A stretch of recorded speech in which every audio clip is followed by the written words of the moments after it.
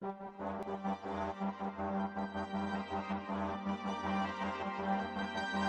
the truth to the young black youth. Proof. Kick the truth to the young black youth. Proof. Kick the truth to the young black youth. Proof.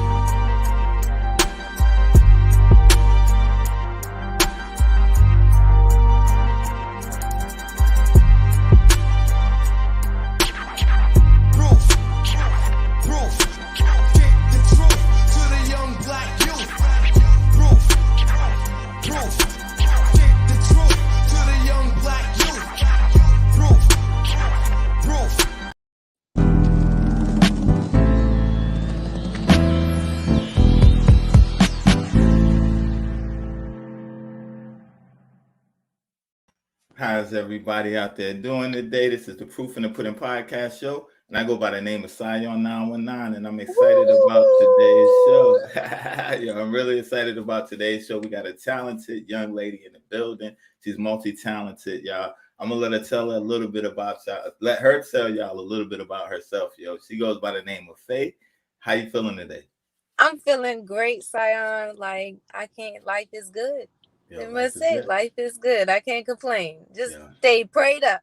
Stay prayed up. I appreciate you for inviting me on the show. It's definitely cool vibes. Wow, thank you. I definitely appreciate that. And it's an honor to have you up here because you're doing big things. Like I said in the beginning, you're multi-talented. So yes. Let's let the people know some of the stuff that you do. So for those of you that don't know who I am, I go by the name of Afaye, aka Mad Art.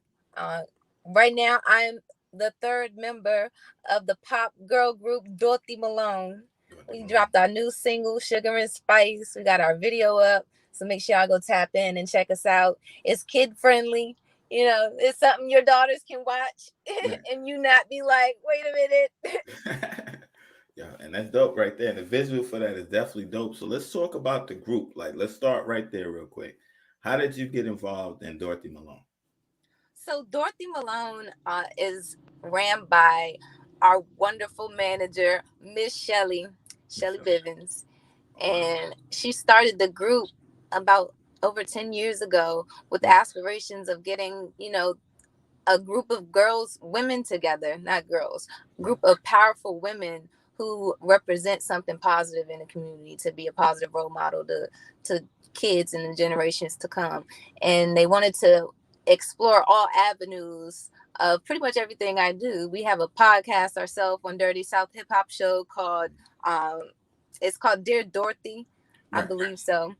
And we got an app out right now that's also kid friendly. It's called the Dorothy Dash. It's on all type of Play stores, iTunes and stuff.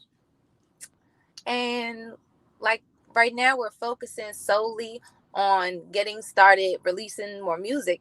Because we done everything else from the podcast shows to the app developing. Now we're going to give y'all some good stuff. And we actually got something spicy cooking. I'm not going to tell you. It's going to be pretty big. Our first single, Gas You Up, it was dropped on WPGC back in 2019. They won a Titan Award for it. And so they're actually doing big numbers. Right. And that's the thing. Even the one y'all got out right now, the Sugar and Spice is doing numbers. Oh, absolutely. Yeah, I definitely checked it out. I was like, yo, and then y'all certified. So y'all got the blue check and all that. So yes, because Miss Jazz with her little sultry self. And then we got Jamani, and she's spicy. Right. Me, I'm a little mixed in bubble, so sugar and spice and everything nice. Sugar and spice and She everything nice. sugar, she spice, and I'm the everything nice. And you the everything nice. Yo, that's dope right there. And the thing is, y'all all creative in your own right. And it's like, again, you multi-talented. You do a lot of Absolutely. things. And So we how all was that gel? complement each other. Right. How was that gelling process together? Did y'all know each other prior to joining the group, or did they kind of put y'all together? Um, the only way I could describe it is that God really brought that mixture of people together, because it was definitely no coincidence that we would run into each other and be able to click the way that we can and Right. make things happen the way that we do now that they couldn't achieve before. So Right. that's our God all the way.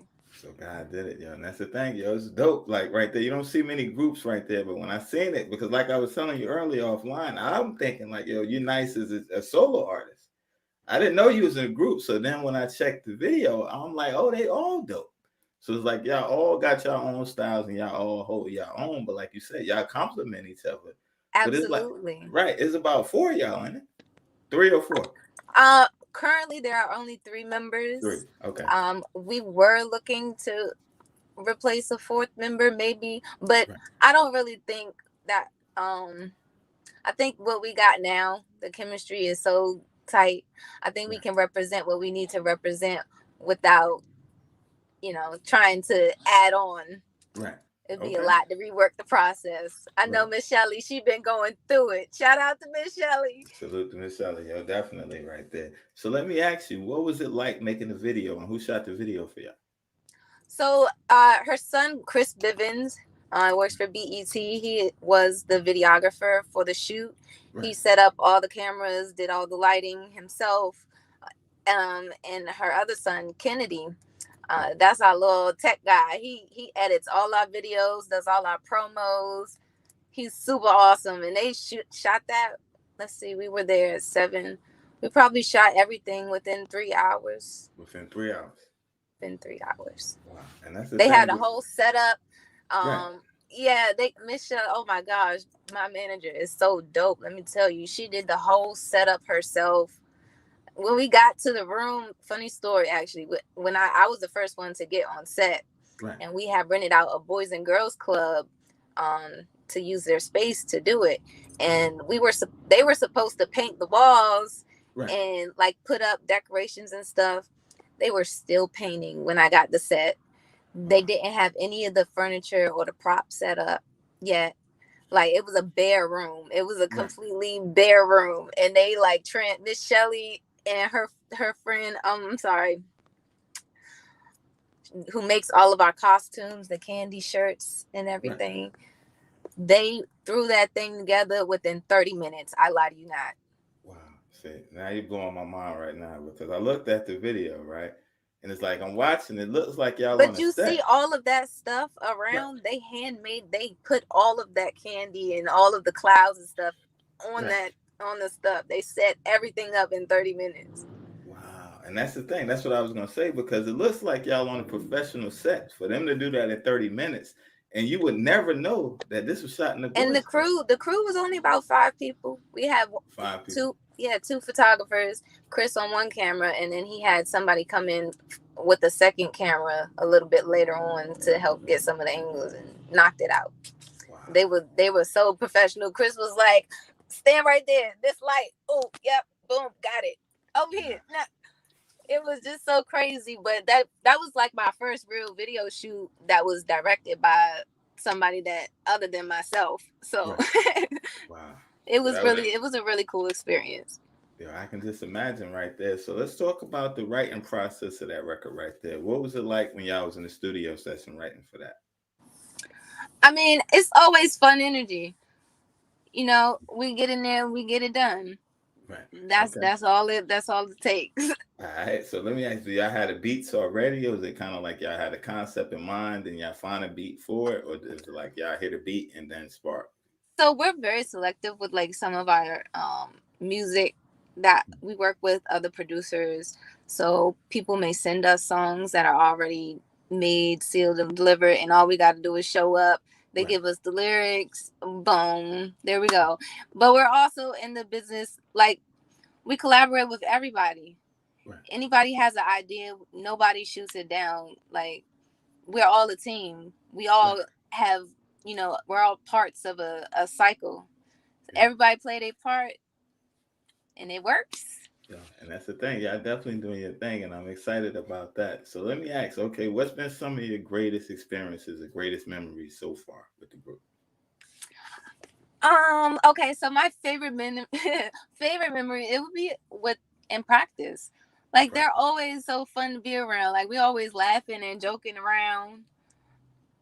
Especially, like, okay, so this one time at the dance rehearsal for the video, that we were learning the choreography for the video, Right. and I could not get this one move that the choreographer was telling us. Like, I was looking like a chicken trying to do their moves, and I Right. and I usually dance. I could dance a little bit, but Right.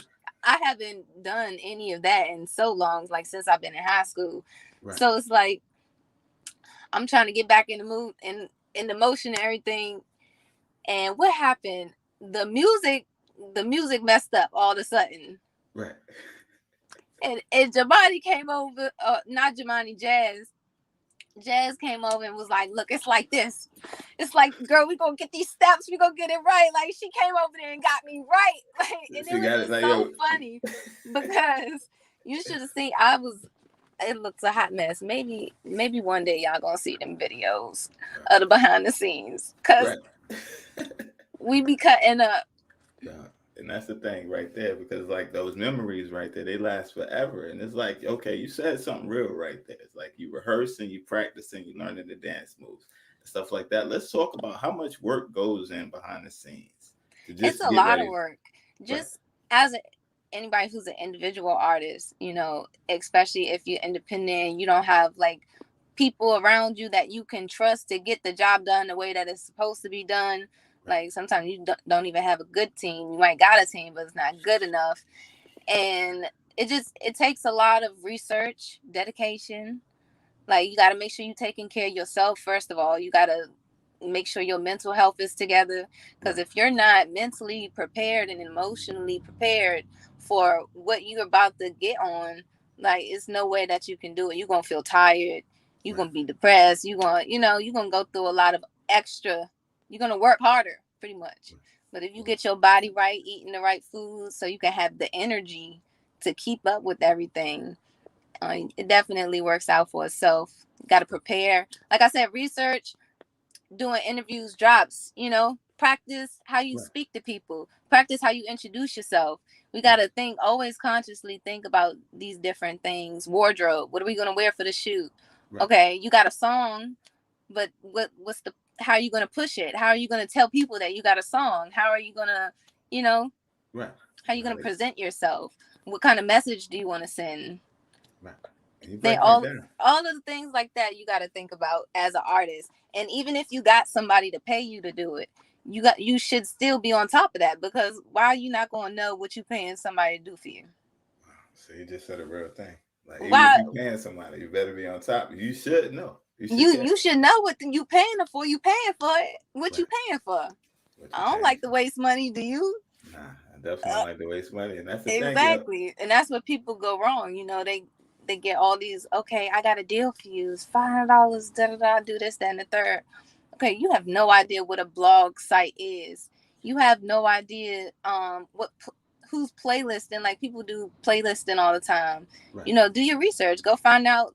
They hit you up and said, "All right, bro, send me cash at me $100, and I'll put you on my playlist." If you go do your research and see that this dude is killing it, got 5 million streams, Right. that might be worth the investment. But if you don't do your research and you just think everything's a scam, or you fall for anything, you're gonna get the short stick of everything.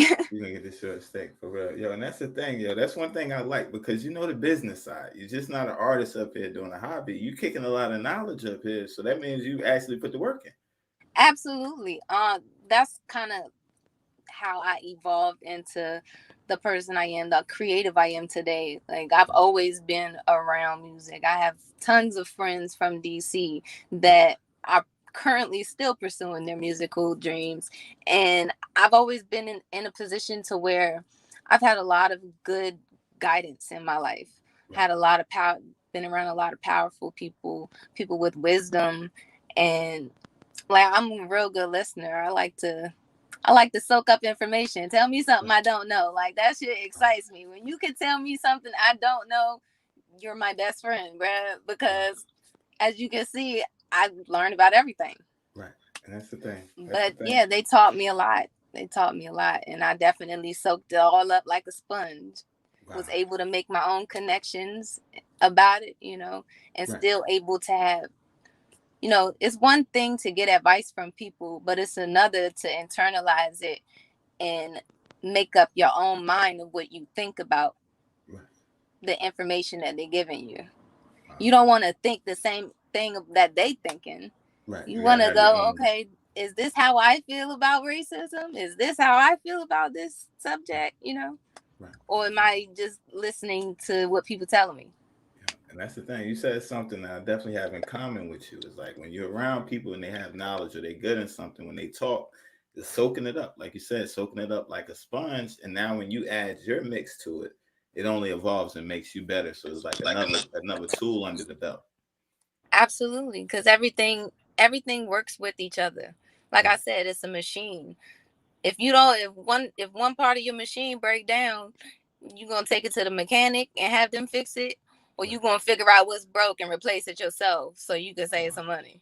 Oh wow, you just bossed up on them. Yo, say that again. Say you just bossed up on them. You flex so if you got a machine, right, and one of the parts on the machine break down, are you gonna take it to a mechanic, or are you gonna figure out which part broke and go replace it yourself? We're talking about the music industry. You gotta know how it works in order to fix it. Wow. So when it comes to the brand, when it comes to your music, when it comes to you just as a whole, as a creative, you said, I'm not going to sit back and allow somebody else to do it. You got management and stuff like that, but I'm going to learn along the way. Absolutely. That's forever. That's forever. Because you never know what kind of knowledge or what you could do with that information. That information that you soaking up, it might not be for you. You might have to pass it down to somebody else. That might be your calling. That might be the calling. To share the information that you got. To share the information. Yeah. Wow. Okay. So you say y'all shot the video in 3 hours, right? Because I want to get back to that. We're going to get back to where we at right here, but I don't want to lose we talking about the single, the Sugar and Spice. Yo, you deep. You pretty deep. I like that. You're shocking me as we go, but that's a good thing. Yeah, I'm definitely a creature, I would say. Okay. Yeah. So what was the response when you seen the video back? Because like you said, you got there in the beginning. It was like a little bit, they're not ready. Well, then once you see the final playback, what was your response to the video when you seen it? Man, I was so nervous. Like I was worried about everything. I felt like I looked like not in my element, and it was so last minute because I wasn't even supposed to be in the video at first. Right. I was kind of that was a transition period for me, but I got the opportunity to, and like they did everything for me last minute, got the costume together. Like I didn't really have, I think I did one fitting the day before the shoot or the practice before the shoot. Right. So that was what it was going to be, Right. So I'm just glad that it came out the way I expected Chris to execute it. Right. Like it was way beyond what I thought it was going to look like. Because I'm very particular. Like I'm an editor too. I do videos. I have my own. Wait a minute. I'm sorry. I have my own show with my man Chico. He's a director / writer, and we came out with Out the Bag Entertainment. It's an improv comedy sketch. Improv comedy sketch. Right. So. What after I be on it. I was like, oh, that transition not right. Like I be looking at people, the details in everybody's shit. Like I might fuck with your video, but I noticed the color. You ain't do the colorization right, bro. I don't know, the lighting over here. Like I've always found myself critiquing other people like that. So you can imagine me being a perfectionist, how I was trying to critique on myself. Yeah. And that's the thing, right? You just took it to another level. So it's like you just keep pulling out stuff. So you video edit too. Absolutely. How I did you shoot. get into I'm a that? creative director. I write. I got into act. That's how I got into acting. Really, I used to go to Zion Church back Right. in 2008. Back when Zion Church, the big Zion Church I that's on know the that. news, Right. we were 100 people. Our congregation was 100 people big in an office building in Largo, Maryland. 100 people on a Sunday. That's what we started out as in Right. 2008 when I first went to that church. And they had this thing called Remnant, and it was a go-go gospel outlet every Friday night ministry for the kids, the Right. teens. Wow. So they had the stage, they had the whole band, vertical band. It was comprised of like real musicians that did their thing in the go-go scene Right. and then transitioned into the faith and then did ministry through that. But they were so good at what they did, all the kids got involved, Right. and it was like such a beautiful thing to see, like 100 kids worshiping God. Wow. Like we also did like drama, and that's how I got into acting, because I did the live visual representations while they would be playing the band. So we would do like silent skits. We would Right. do big production stage plays for the retreats. We would go Right. away up in the mountains somewhere for 3 days, had food fights and a bunch of fun stuff. And then we Right. go back and do the remnant, the vertical dancing and just having a blast. Yeah. That's the thing right there. That's needed right there because But it's that's how I outreach got into acting. It was through ministry at first. to ministry at first. Okay. Well, Yeah. we're gonna get to it, yo, because like I want to stay on topic with the video, but it's like, yo, you got so many layers, yo. That's dope right there. And that's exciting to hear right there because like again, I'm like there's so many people that's just one dimensional. Like, oh, I write or I do songs and that's all they do. Yeah. But it's But a like lot of people are comfortable like that. And I'm gonna drop one more for you. A lot of people are sheep in this world, and they comfortable being a sheep. They comfortable waking up and doing the same thing every day because that's what they're used to. They feel like they're living. But like then you have people like me. I'm a wolf. I'm gonna wake up and all my time is valuable. So I'm gonna live my time on this earth how I want to. I'm not about to sit up and do the same thing. yeah. Say it one more time for them. Yeah, you're killing them already.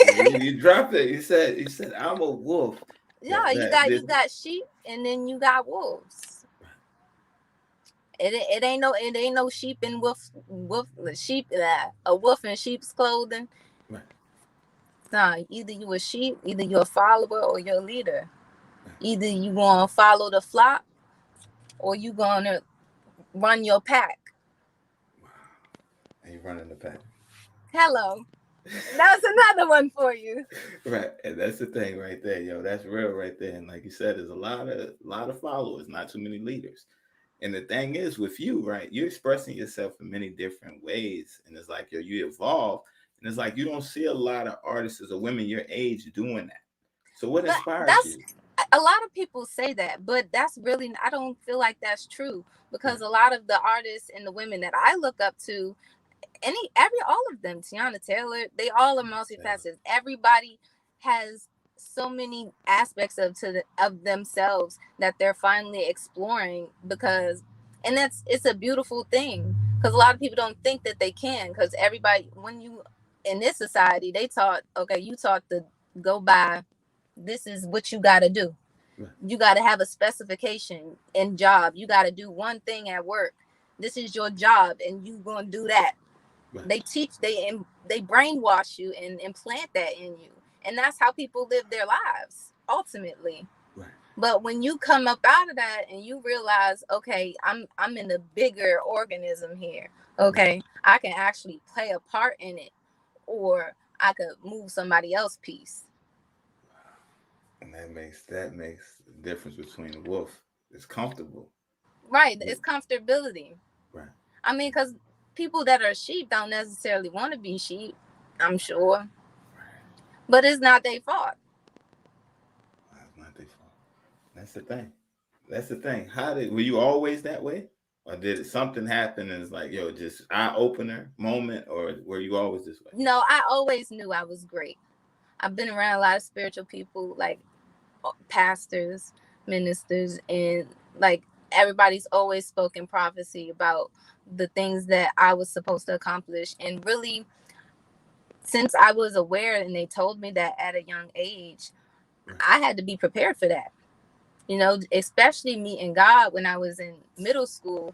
Like, you're able to recognize, they taught us to be able to recognize when you're being attacked by the devil. Right. And it's always constantly.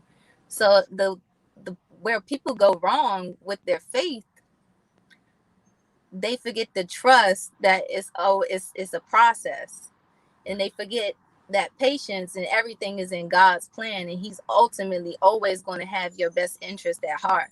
So if any of that deviates from God's best interest of your heart, it's going to throw you off path. Right. But if you mentally and spiritually align yourself to be able to recognize, okay, I got a temptation. I know what my temptation is. Right. Candy. I love candy. Right. And then the devil put a candy store in front of me. I said, okay, I know that's my temptation. So this is a trick. If you can recognize them tricks that the devil put in front of you, you can avoid it and be a happier person. Hold on. So you're in ministry too. I hear it all, Laney. You're teaching right now. Yeah, so you're in ministry. You got a calling on your life, apparently. So it's like, so wait. Right. It's a bigger picture, right? You're up here dropping jewels. And again, everything that you said is true. And I agree with 100%. But the way you break it down, right? You're passionate about it. You know, you said, since I was a child, I was great. I had prophecies and prophets prophesied to me great things. I always been around great women and men of God. So I had to prepare myself. So you already knew this day was coming. But then when you even broke down the lesson just now, the way you did it, right? That's in a teaching ministry, or you flowing in the teaching gift. So all right, I'm pretty sure you noticed you have a calling, right? Absolutely. Okay. Absolutely. I know I'm And not crazy. no, I do have a calling on me, and because I was able to recognize that when I was younger, and since I could prepare for it, a lot of that preparation beforehand, it really was sparked by the fact that a lot of the people around me that were my teachers that I looked up to, that I would get that energy from, they started passing away. You know, a lot of great people passed away off of stupid shit. And the main thing is unawareness. If you're aware and you're always spiritually inclined with God, aligned with God, he's not ever going to put you in harm's way. And he's going to tell you, you're going to have a sign to move out the way whenever the devil is trying to strike you down. But if you ain't got no sense enough in your mind, you don't have a relationship with God to where you can hear what he's trying to tell you, then you're going to fall for it. And a lot of these people aren't saved. The devil is collecting souls. You're right. I had a friend of mine, and I thank God that I was in his life. It's a horrible story, but he was a beautiful person, right? And he came to me about God. And I told him, basically, I broke it down. He was like unsure. He doesn't really believe in the Bible. He's heard a lot of stuff. He grew up in church, though, that it's kind of been forced on him. And I was like, look, the only way I can explain it is you have to have a relationship. Just start by talking and praying and asking God to open your heart to him. A lot of people don't realize, you know, they sit there, pray for stuff, say, I want this, I want that. But you don't have no connection to him. Because what you fail to realize, yeah, God gonna give it to you, but it's gonna be in his timing. And if you don't have no connection with him, you can't play out that timing. You can't trust the process because you're doubting it instead of knowing. So he came to God eventually on his own, started with prayer, and then he came to me one night and was like, well, I want to be saved. I want to turn my life over. He overdosed from fentanyl the day after that. Overdosed the day right after he got saved. The next day, he overdosed. Yep. And that was a really hard experience for me, right. because I was very close with them, and it took a lot. But it also made me realize my whole point of what was I getting back to? Okay, yeah, you never know. So sharing your faith and sharing that knowledge that you have, he didn't even know how to get saved. Right. There's people out here that don't even know how to get saved. Right. So if I can make a song, or I can write a book, I could do a poetry to spark your mind to even think about God, then I'm doing something right. I'm saving lives. I'm saving souls. And that's what the whole purpose of everything that I do. And that's why I stand on it, and that's why I'm so passionate, and I go hard about what I say, and I make sure I say it in a way that it's going to actually get to you. It's going to stick for sure. And that's needed right there. And I salute my hat to you, because again, like you said, it's like in a world where they're promoting negativity and stuff like that, it's like it has to be a balance of the truth. You know what I mean? Where it's like, so the fact that you're writing and you're doing books and you're doing movies and music and stuff like that, that's ways different avenues to win souls. So that's definitely dope right there. How you putting it all together. Because if you know everything. I'm sorry, I lost my train of thought. What was I about to say? It's all good. Look, it's been a long day. Nah, it's all good. Yo, what I want to do anyway, though, right? Because I want to definitely learn the whole story, right? But what I want to do is, so we don't get it off track, let's throw to the video right quick so we can get that out the way. Okay. And then we'll take it back to the beginning. We're going to take it back. All right, yeah, we'll do the video, then we're going to bring it back to the beginning after that, and then we're going to walk it up. Because, yo, it's a lot. And it's like, I want to hear about the ministry part, because not only do you do music, you're in ministry, you're a chef as well. So I definitely want to hear about that. I want to hear more about the writing and the books. So let's throw to the video so that we can, that's right now. This is the single that's out right now. Absolutely. So let's do that right. The While Sugar we got and that Spice official music video shot by Chris Bivens. Okay. Check it out. Here we go. All right.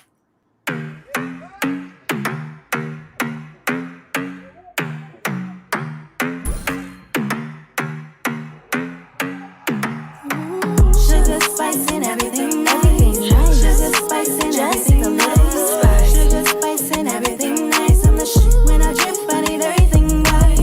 Sugar, spice and everything nice. Sugar, spice and everything nice.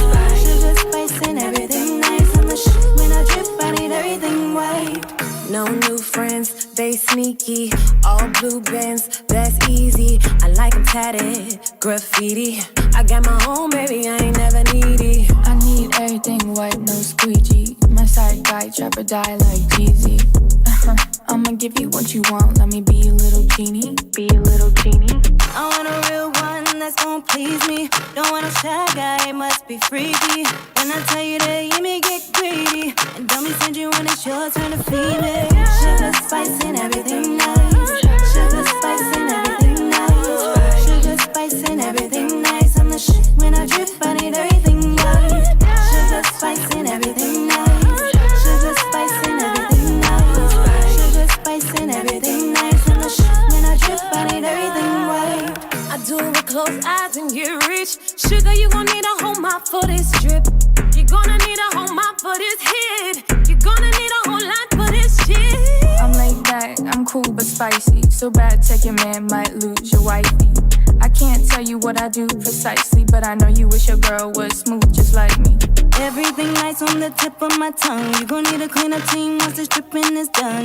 Breakfast at 5 and dinner at 1. Last thing he hear is the click of my gun. Sugar, spice and everything nice. Sugar, spice and everything nice. Sugar, spice and everything nice. I'm the shit when I drip, I need everything right. Sugar, spice and everything nice. Sugar, spice and everything nice. Sugar, spice and everything nice. I'm the shit when I drip, I need everything right.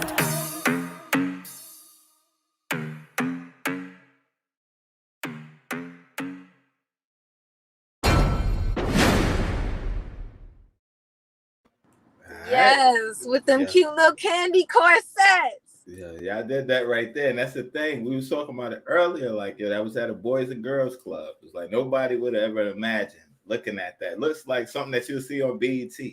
So salute Right. to the whole team. Y'all put that together. Absolutely. And it didn't take a lot of money. It didn't take a lot of resources at all. Just You being could be creative. smart, be strategic about you don't have to have a big flashy set. Like your budget don't need to be $1 million for no music video. Come on, get to the point. Right. And that's what y'all Dress did. it up and make it real for me. Dress it up and make it real. Yeah, and that's the thing. And y'all did that, yo. So let me ask, who mixed that record for you?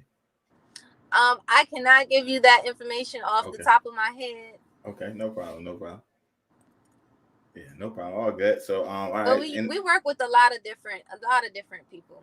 And not to say that in like a way that is bad, because a lot of people say, oh well, I got my set team, these produced, I want to set these set producers and these two are going to do this.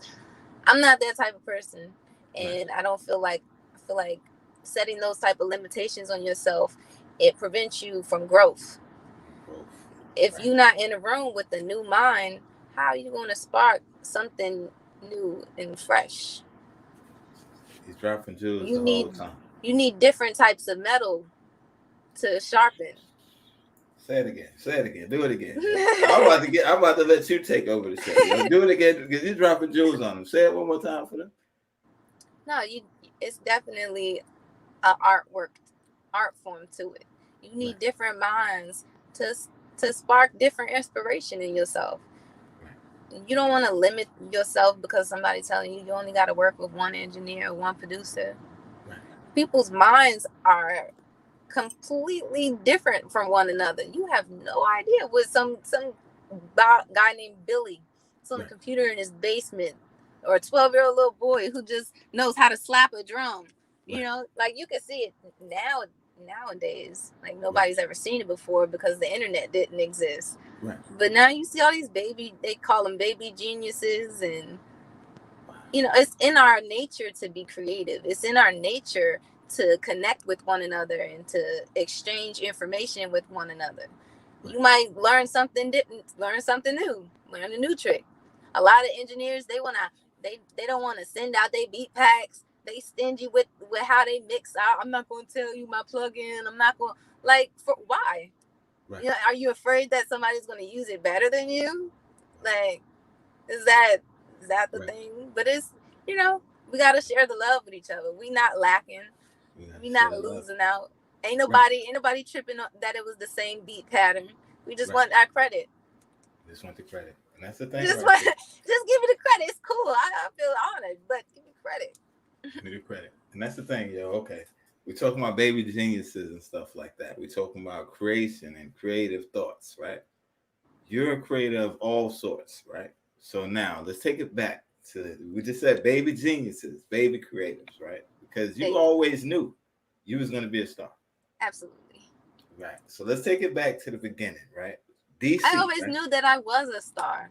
Like, I feel like in this world, like the ideology of stardom it goes hand in hand with fame. Okay, this person is famous, but really, like, fame, just like every other American word, is made the fuck up. Some man just sat and thought one day, okay, this is called fame. But basically, people think that fame is everybody knowing you. Everybody know who you are. You're a big star. You're everywhere. You see that. But that's not true, because everybody can know who you are and you still not be famous. So, what makes you famous is the fact that everybody else knows that everybody else knows you. So you wouldn't know that I'm famous unless you talk to somebody else that say, okay, well, I know her too. You know her? Oh, now we got a conversation about somebody we know. Right. So you always been the talk. So hello. Even as a young one, you always been the talk. So let's talk about, you grew up in DC, right? I grew up in PG County, District Heights, and I was around DC all the time because that's like borderline, like across the street is DC. Okay. So we were just running the city. And me, I was kind of like a very disturbed child. I had so much energy and I didn't know what to do with it at that time. I was kind of like finding out, okay, oh, I could do this. Oh, I could do this. Oh, I could do this. So my focus was everywhere. And I played sports, I did drama, I was in modeling. And at some point I had to get a hold on it. I was like, okay, I'm great, but now what I'm gonna do with it? You know, you gotta focus it. You gotta focus it on yourself, but not just for yourself, not so you can have control over it, so that you can be able to teach somebody else. Because if you don't know what you're doing, how are you gonna tell somebody else how to do it? Right, and that's the thing. Okay, so you first got into music, right? I heard freestyling with the family. Absolutely, yeah. So that's what all I hang out with was my father, my brothers. We just be outside, always outside, some fish fry, cooking crab legs or something. They have a beat on, and all the old heads, my cousins, uncles and stuff, they just come around, joning on each other, freestyling, shit, having battles. I was around that whole battle culture, and I was just like so fucking fascinated because I would just come up with the wittiest shit. My brothers could not stand me because they could not stand me. Right. Were you the oldest or were you the youngest? I'm right in the middle. I have 5 brothers. I'm the only girl on my mom's side, and I have another sister, and she's also younger than me. So I have 4 younger siblings and 2 older. Okay, so all right, that explains a lot right there. So you're in the middle, right? So you got your brothers and your dad out there. And they rapping and they Jones and stuff like that. But you said you had the slick mouth. You always had to come back. Absolutely, my mouth always been slick. That's why I had to learn how to fight. Oh wow! I can't help it. It's my personality. I'm an Aries, so it just come out like I'm not gonna sugarcoat nothing. I'm a very logical, literal thinker. Like I'm breaking everything down and regurgitating it the same way to you to get an understanding. Right. So it's like being that way with people. A lot of people can't handle honesty. A lot of people can't take it as it is. And me being that type of person, it created a lot of friction, a lot of conflict with people, especially females, and I'm just so unashamed about it. I really don't care if it offends you. I don't really care about your feelings. Not to sound like a dickhead, but especially when you're exchanging energy with people, sometimes you do have to care. But I feel like in certain situations, it's best if you are detached from the emotional side of it. Right. And that's real. And that it's always a learning experience. If somebody, you don't ever want to prevent somebody from speaking their mind, because if that's really how they think, then they need to say that out loud so that they can realize that they thinking something wrong, so somebody can correct you. Say, oh, that's how you feel. Oh, okay. You were disappointed, or you were taken back by something I said, but at the same time, why do you feel that way? It's a deeper conversation to it. What's making you have that emotion? Do you have an insecurity about that certain subject? Is there something going on? Is it a trigger for you? Right. If you can identify that when you having conversations with people could communicate a lot better. But everybody quick, oh, you hurt my feelings. It's not about respect. Right. If somebody say something you don't like, that don't mean they being disrespectful. No, that means you just insecure about something. Right. Or you can't take correction. You can't take direction. Right. Yeah. And that's the thing. So you say, all right, growing up, right? So you got into a lot of fights, right? Not just, this is DC though. We talking about DC. We growing up in PG County. PG County. Okay, look, PG County is different than DC. DC public schools are a lot more structured, personally speaking, like just from personal experience and having nieces and nephews in the system. Like PG County schools really didn't teach, like we really didn't get a full education how DC students are taught. There's no structure, there's no funding for structure. Like they're really behind. And the kids are not being, like, it's not that they're not being taught. they're not grasping it, and they're not worried about if they're grasping it or not. They're worried about what information they're giving the kids, so that they could be careful not to give them too much information about certain subjects. That's why they're taking books and stuff off the list, like To Kill a Mockingbird, Black authors. They're trying to change the narrative and rewrite our history. So if they teach the generation coming up something different, we're not going to be on the same page, and it's always going to be conflict between this generation and the next. So if our kids aren't being taught correctly, it's a disconnect. They're easier to transform into sheep. And I feel like PG County makes sheep, and DC is making wolves. I'm just telling you. Right. Salute, Cruz. He said keep doing great things. Oh, salute. Okay, so we growing up in PG County, right? So you say you played sports. What kind of sports did you play? I was the shortstop and pitcher my senior year. Played softball. I was actually really good. I was the state championship in the backstroke. Wow. I placed third in this champions for the 800 free. I believe my time was like 8 minutes or something. Them long, skinny white. Them long, skinny white girls, like my little short 5'2" ass, 5'3" ass in the water. I was swimming like a fish, and I beat all them motherfuckers. My legs were so sore. And you 5'3". Huh? 5'3", and you talking about y'all swimming against bigger people, and you out there representing. Absolutely. Just the body difference, talent wise, it didn't matter. You know, if you got the heart for it, you can be the best. It don't matter what you come as or what package you are. You know, you can play your hand the way you got it and still win. So all right, so that's what I'm teaching people to do. So in that sense, they didn't know they were swimming with a shark. Come on now. Now you dropping them on me. Tell them again. They didn't know that they were swimming with a shark out there, right? They about to get eaten alive because they sheep. They out there with a wolf. Like, yo, I came not to only just perform, I came to be great. I came to excel. And that's it was always so much love that I got from it. Like I really enjoyed, I would say, swimming the most.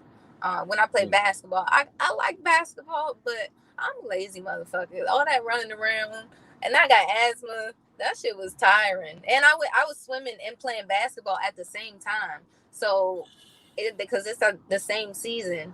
So I would go to swim practice, come back for the basketball game. Like that shit was so crazy. Wow. So you leaving practice, coming back to the game. Come back to the game. Go to practice every other day. Practice swimming in the morning. Basketball at night, you know, and the meets, they never, like, they made the schedule to where, because when I was playing sports, I went to Fordsville Military Academy, and we was a real small school, so the teams, we didn't have that many people to play anyway, because niggas couldn't make grades, because I told PG County, PG County, but, so we had to, they worked around our schedule. We had so many, all the people that was on the swim team played baseball. They played every sport. Because we was the only ones that had grades and they needed the numbers. So we was just kicking ass. Like, all right, see you at baseball practice. See you at baseball. Yeah, that's awesome right there. That's dope right there. But it's like at the same time, like you said, because the people couldn't make grades, they couldn't play sports. So it's like y'all playing double sports at the same time and representing and stuff like that. So let me ask you, what gave you that drive? What gave you the determination to want more, to go harder? Like originally, like what was your driving force through all? I mean, I just ain't never had nothing. And I grew up in a small house, like me and all my brothers. I lived with 13 people. It was a 4-bedroom house. I mean, I thank God for that house because a lot of people don't even got that. But I didn't have no space. Like my mom could afford certain stuff, but it was 6 of us. Like, and I didn't want to be. I was never the type of kid that like, oh, I need these shoes. Like, nah, like you could take me to the thrift store, Ma. I'll take some shit off the rack and paint them bitches. bitch gonna think I got some new Balenciagas. What are you talking about? Right. You know, and people always like complimented me because I would just create shit. I created my world because I didn't really live in the world, if you know what I'm saying. And now that I live in the world, it's a little bit different. Right. Wow. And that's the thing, yo. Right there. The struggle, right? The struggle brings out the best in certain people. Even when you hear most of the greats, right? They say, yo, I came from a hard life, or I came from, but it was always love around. Like in them situations, like they don't even know, like, yo, we was in a messed up situation half the time. But it's like, that's, you know what I mean? It's like I'm not hearing you saying it was a bad situation. I'm just hearing you say, yo, I wasn't born with a silver spoon. So it wasn't the best situation at all, but it was definitely a process. And it was definitely hardship. I was very depressed as a kid. I didn't even know what depression was. My family didn't know God. We had no type of relationships with each other. And it was a struggle. It was really a struggle for me as a child coming up. And I just always found myself, like I would just climb out my window and go for walks at night. Just walk around, just go find shit. Like I just felt like I didn't belong there. Like I'm supposed to be doing something important.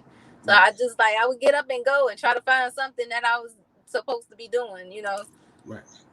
And that's the thing. It's like a lot of times it's like in those situations right there, a lot of times people, they get drawn into the wrong stuff, right? It's like you took it and you made it, you use your creative side to make it beautiful, right? So let me ask, how did you avoid the pitfalls and the traps? Because I'm pretty sure it was danger. I'm pretty sure it was drugs. I mean, I didn't really avoid them as much as I'd like to have. I actually hit every single booby trap set out. That's why I am the way I am, because I done been caught up in a lot of things, making horrible decisions. Like I can't even get into none of that. But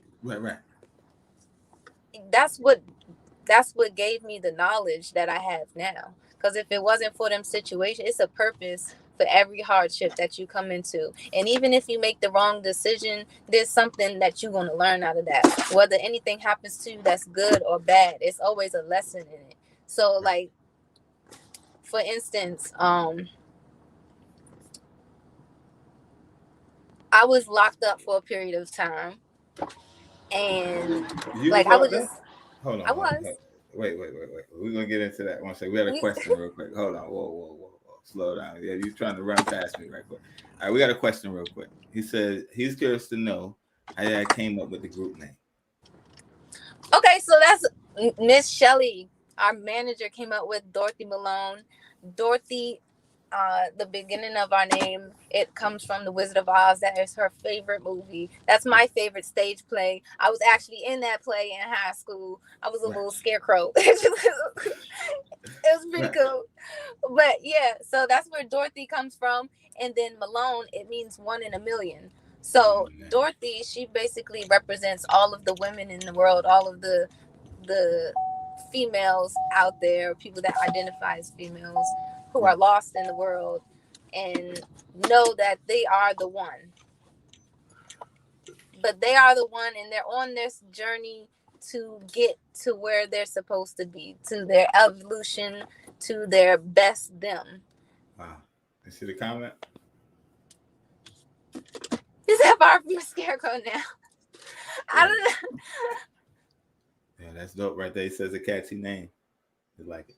All right. Absolutely. And it's a little bit more to it, which I like, because that's our overall purpose. We want to be that role model that girls can look up to and say, okay, oh, they're doing all of this. Well, maybe I can too, because there's no excuse. Now there's no excuse. I feel like the biggest thing in proving the difference, you got to be the example. So ain't nobody gonna know what's wrong about something until you see it the right way. So you see it the right way. All right. Okay. So let's talk about, right. You said some things, right, before the comment. Looking at you, right. I'm watching the videos, right. And I see your profile. I'm just seeing from the outside looking in, though, right. We never know what a person goes through. I can't imagine you being locked up. So okay, you said you hit the booby traps, right? We The don't need booby to know traps. everything. Yeah, we don't want to go into all your personal business. Oh yeah, no, I don't talk about open cases, but I was gonna get into the Nothing story. open. You ain't got nothing Yeah. open. So I landed myself in this very extreme predicament. Like it's a life altering event for me, and like as I was there, because I sat down for a while. At first I was mad, and then I came to like the realization, you know, like there's a reason God put me here. There's a reason God put me in this cell. What is the reason? Right. So I tapped in, started going, getting in my Bible and praying on it, asking God, like, I'm here. All right, now what? Right. I'm like, God, now what? I wake up like, God, all right, what you want me to do here? Like, what I'm doing? Right.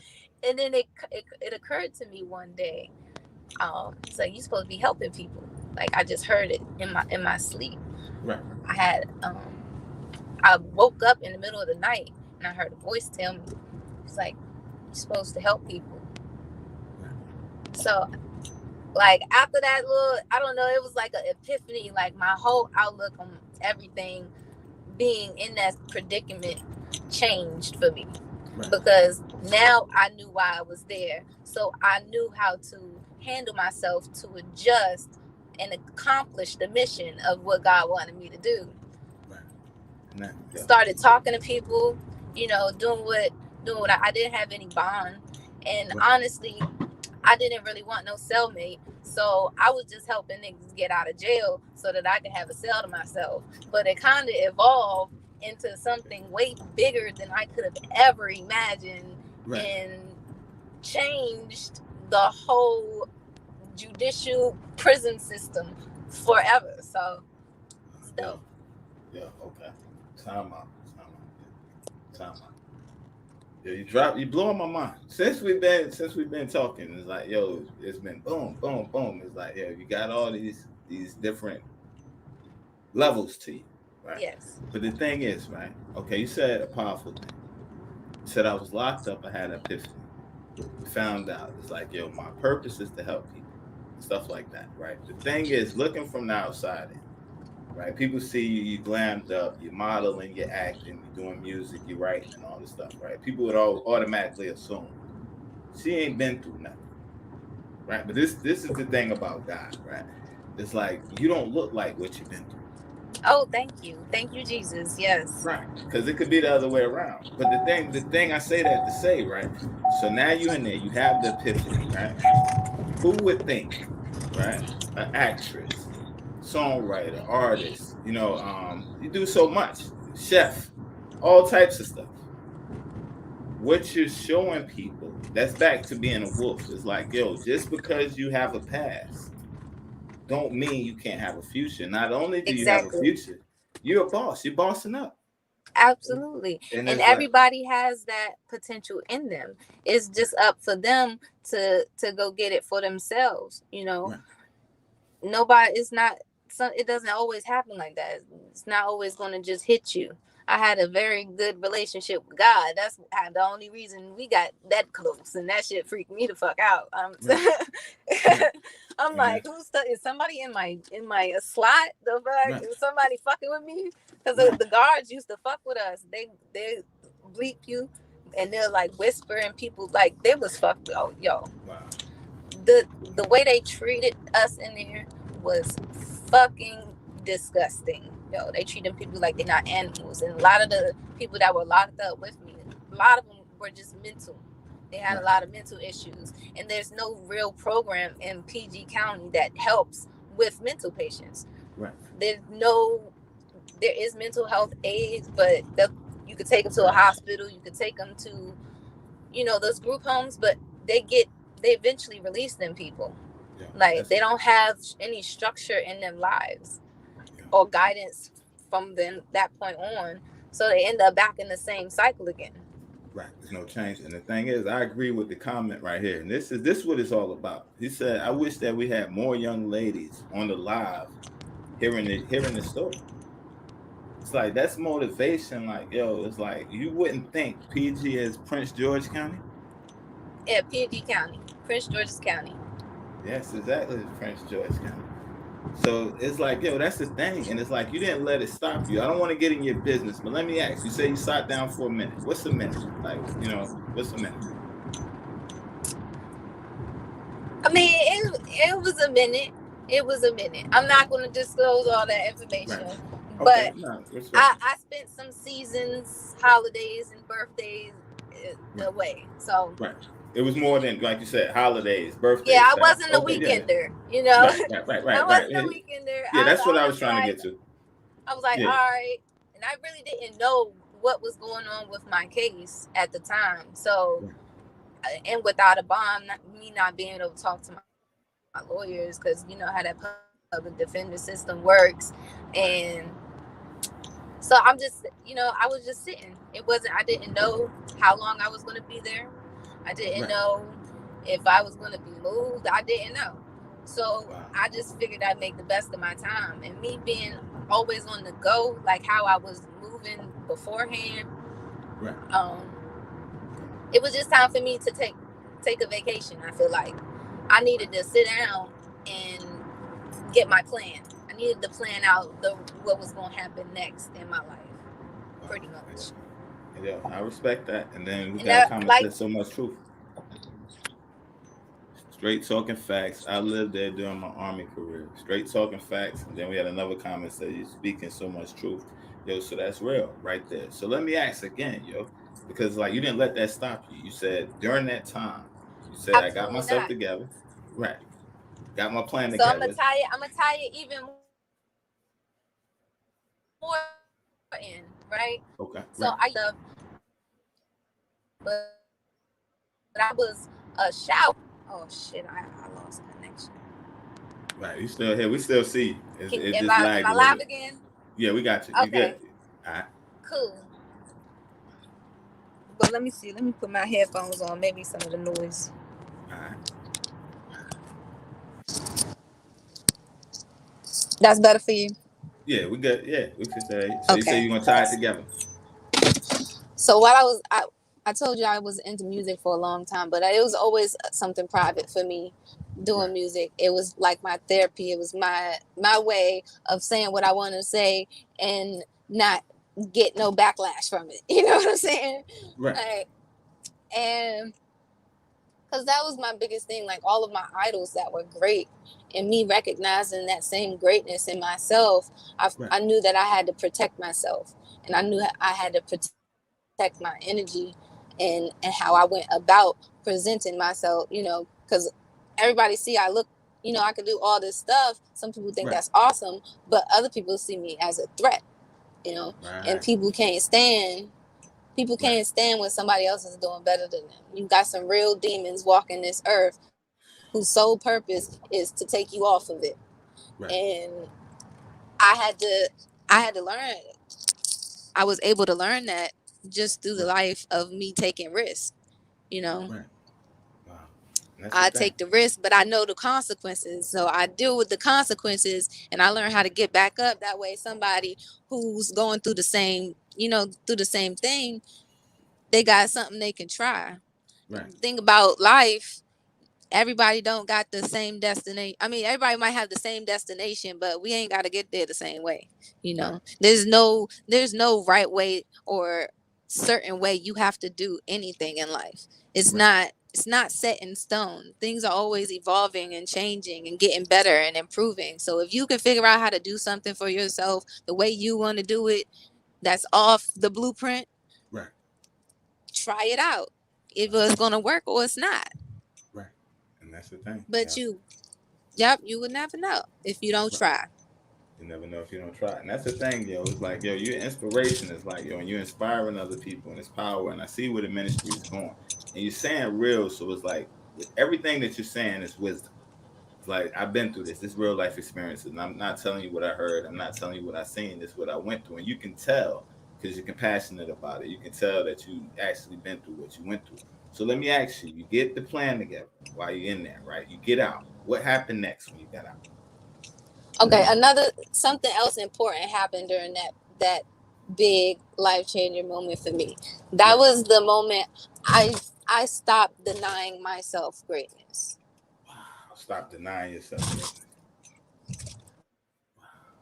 because I had been running around trying to make it seem like I couldn't do, and shrink myself so the people around me would not be offended by it.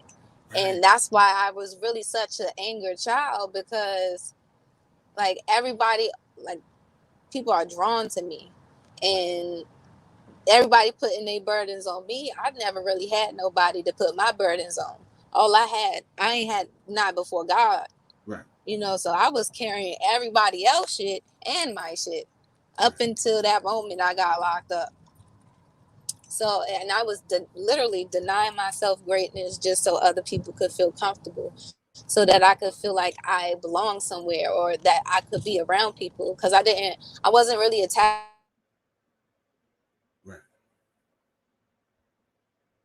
It's getting good too. We glitching, but hopefully she'll come right back. Yeah, she riding, so we might be in a bad spot. My family person, I didn't really go out in the neighborhood with other kids. I kind of just went off and did my own thing, because people didn't understand me. People didn't think the same way, and they really didn't have no same interest as me. So I didn't feel like I ever had a family around me, or a people. Right. So that need for me to have people around me, I realized it was making me shrink myself, just because I felt like I needed people around me. And that's not, I had to learn that that's not what it was. I can find home is here, no matter where I'm at or who I'm around. But them people, you got to cut them off from your. Right. Since I was able to do that, I stopped denying myself that I was great. I would stop being fearful that I was going to die. I was really scared that I was going to die, because I felt like all the great, like people that are great like me, I'm looking at Michael Jackson and Tupac and all these great people that we lost, and I'm like, damn, I'm probably just as great, or maybe greater. Right. And she's rolling. We having low connections, but maybe she'll be right back. We hoping that it don't go out. Right.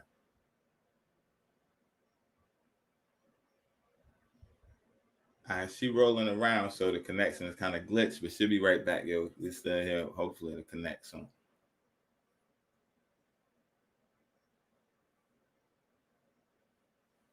You can hear me? Can you hear me? If it cuts off, just go out and come back in. But I can't hear you right now. Go out and then come back in. Go out, right? Okay, we're gonna jump to her video right quick, because this is getting good right here, yo. Definitely, yo. Appreciate everybody for tuning in. We're gonna play her video right quick while she's reconnecting. She's riding around. She probably hit a bad spot. So, yo, we'll be right back. Here's the video. Y'all stay tuned.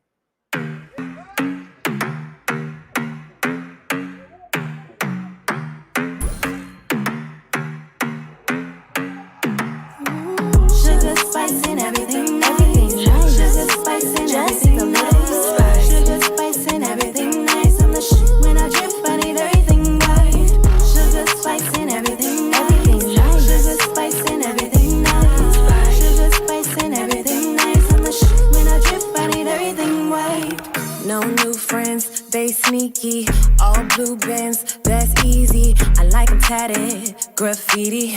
I got my own, baby, I ain't never needy. I need everything white, no squeegee. My side guy, trap or die like Jeezy. I'ma give you what you want, let me be a little genie. Be a little genie. I want a real one that's gon' please me. Don't want a shy guy, it must be freaky. When I tell you that you may get greedy, and don't be stingy when it's your turn to feed me. Sugar, spice, and everything nice. Sugar, spice, and everything nice. Sugar, spice, and everything nice. I'm the shit when I drip, I need everything right. Sugar, spice, and everything nice.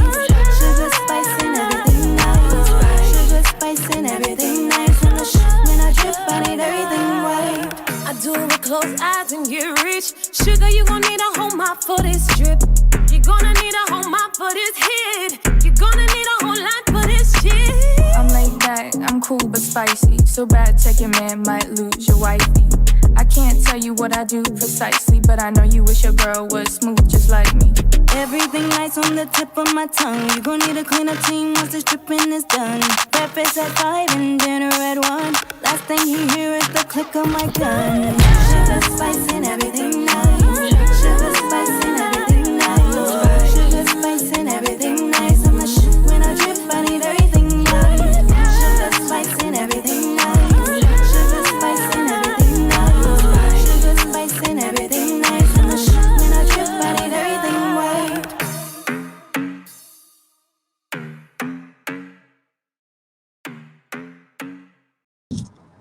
All right, and we back. Yo, okay, we back. Can you hear me right. now? Yeah, I can hear you now, yo. And it was getting good too, yo. I hope you remember what you were saying because it was getting good and it just like we couldn't hear nothing. Absolutely. It just left us on the cliffhanger. It's levels. So I wanted to be around people. I denied myself. So now I came out of this box where I put myself in. Right. And then another thing too, like, yeah, I used to write songs and do music, sing in the shower and stuff like that. Go to my friend's studio, always at the studio.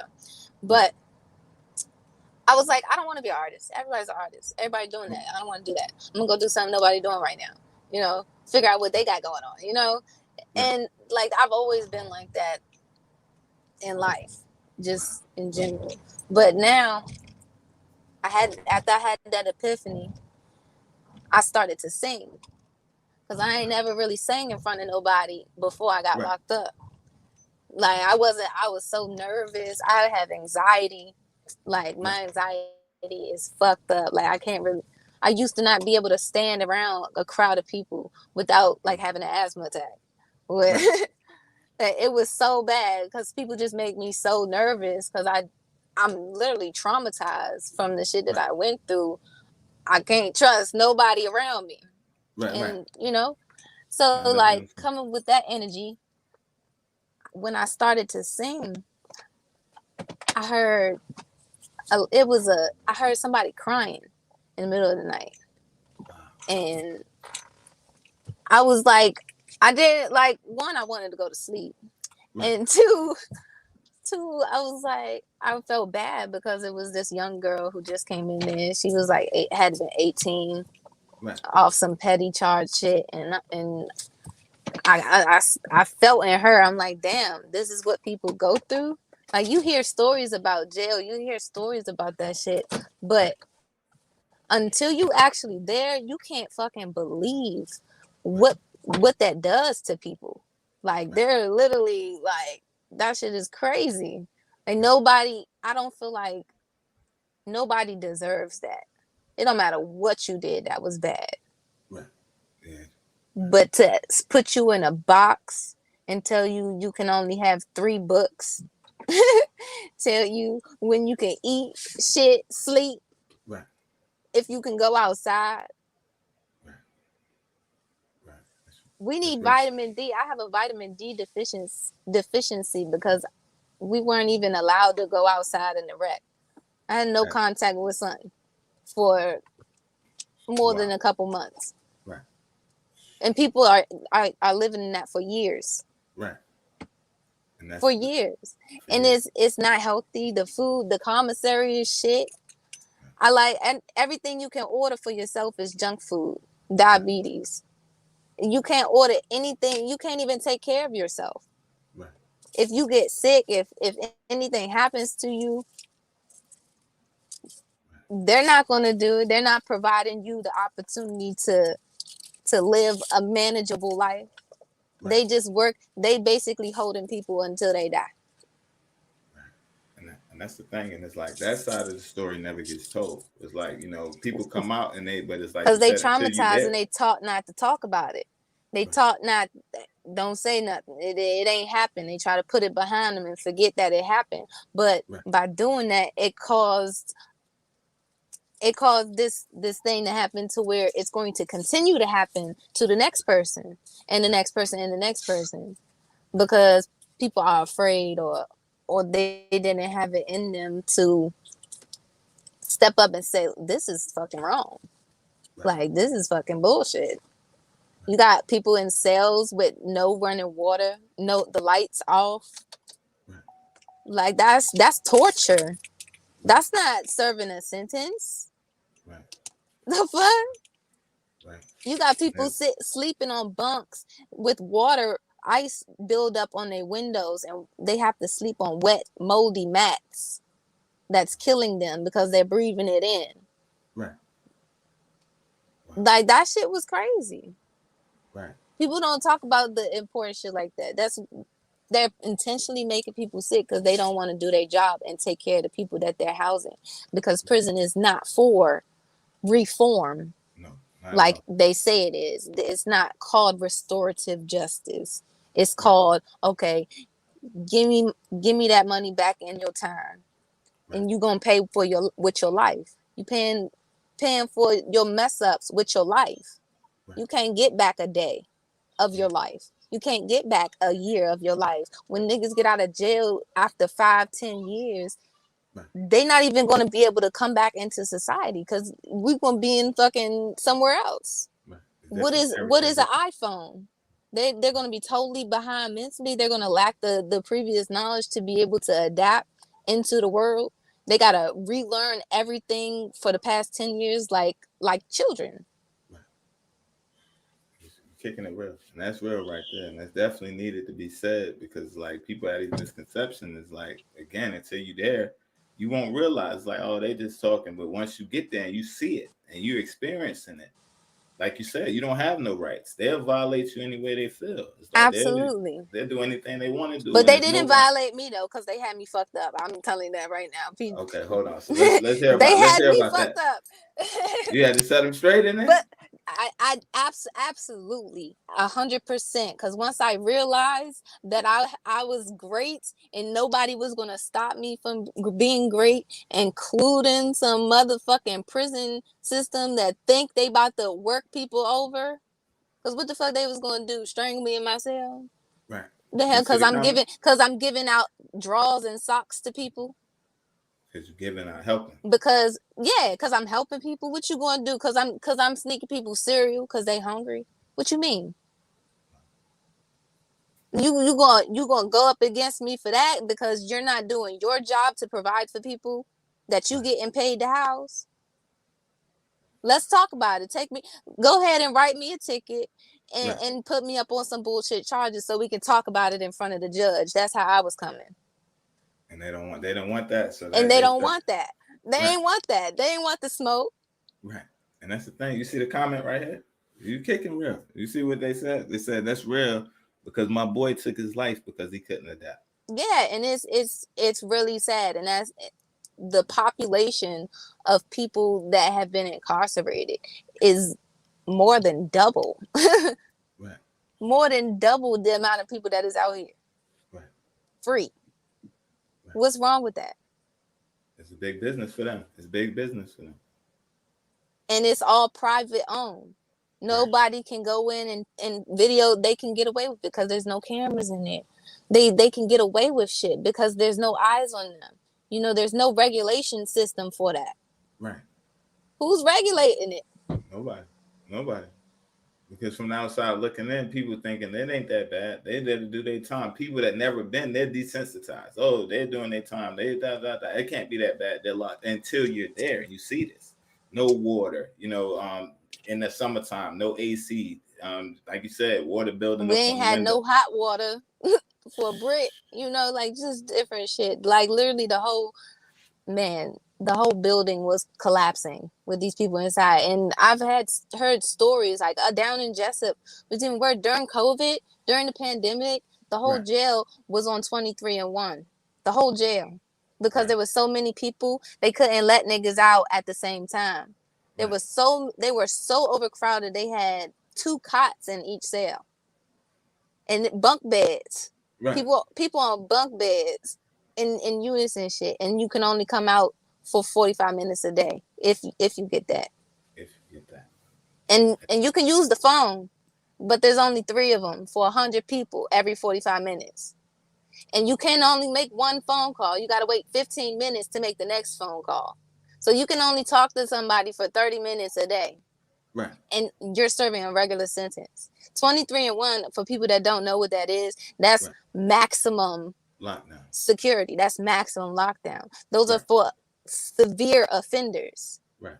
Fighters, people that have stabbed somebody, then killed somebody, you know, things like that. Infractions and stuff like that. Not just That regular. can, well, I mean, it depends. You know, it depends. If you launch out or something, you endanger the population, you gotta be let out one at a time.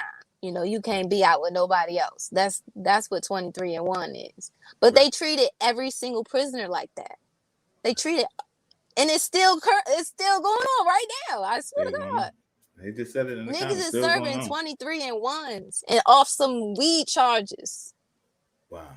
off some petty shit, petty theft, check Right. fraud, PPP loans. You can come outside for 45 minutes, On the PPP line. argue with 100 niggas over 3 phones, and one of them probably broke and got static and you can't hear on it. So then it's beef behind the phone. I need to call my family. I need to check on my kids. You So see what I'm saying? So they're right. encouraging this population of violence. Anybody that's stuck in a small space for a long period of time, they're going to go mentally insane. Right. People need human interaction. Like, we need to nourish ourselves. Right. We can't just sit in the fucking house. You sit in the house for too long, you going crazy.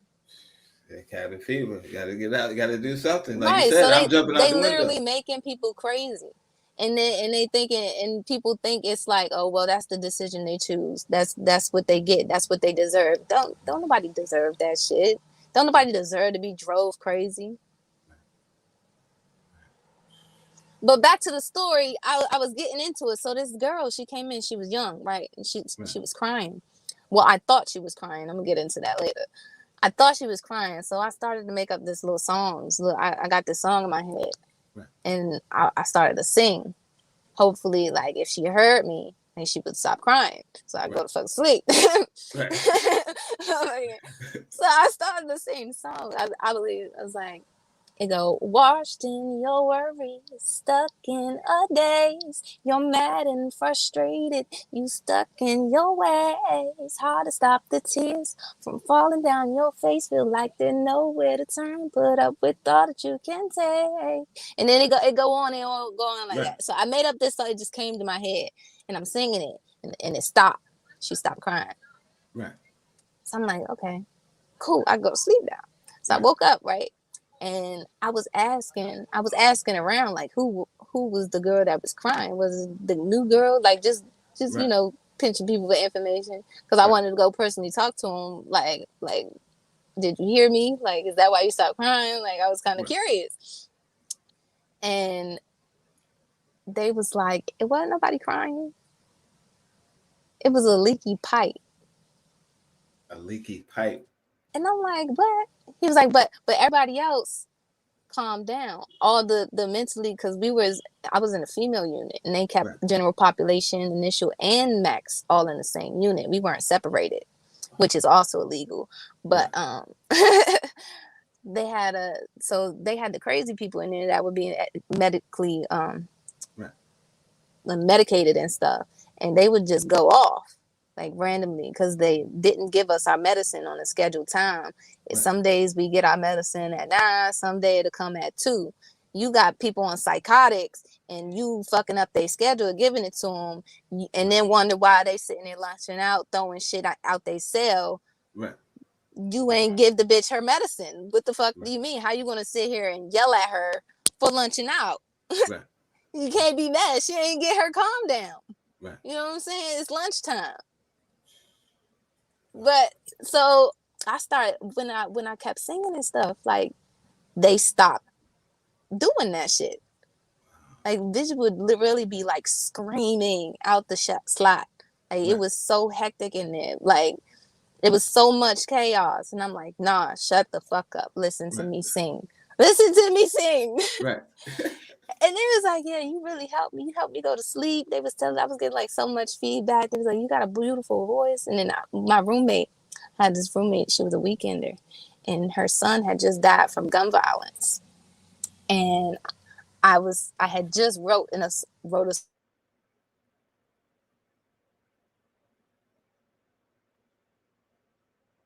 right. Hello? Yeah, we back. Okay.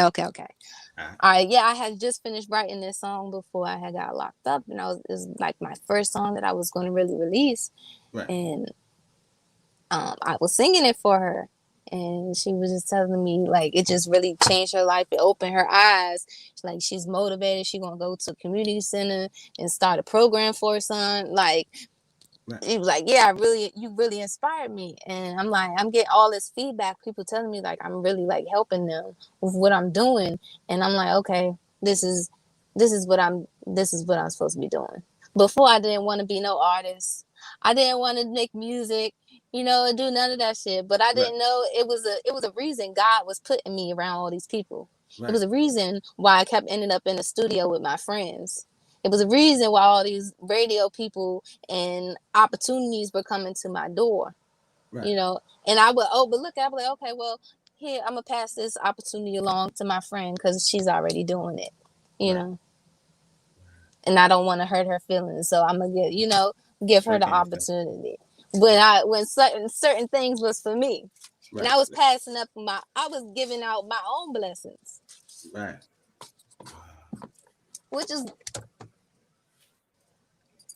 which we came back, right, to my senses and decided, okay, I'm going to do music for real this time and really try to make a difference. So that's why I came out as a solo artist. right, When I got released, I went and me being in the industry, being around these people, around these executives, telling me like all the shit that they fucked up doing, just having conversations with right, people.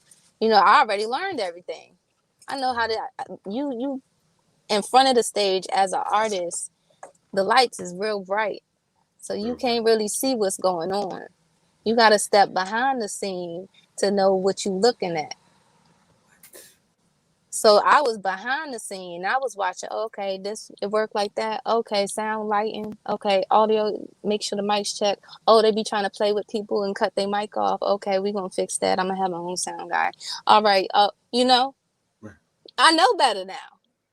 And I feel that's another thing that God blessed me, that preparation.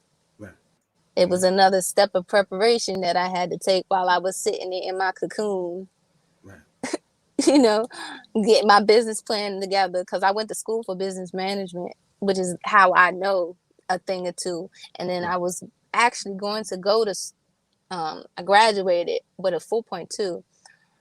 I had a 2800 on my SATs. Got accepted in every college I applied to, but I didn't go to school right off the back right, because I didn't want to move away from my family, which was all that I knew. So I just started working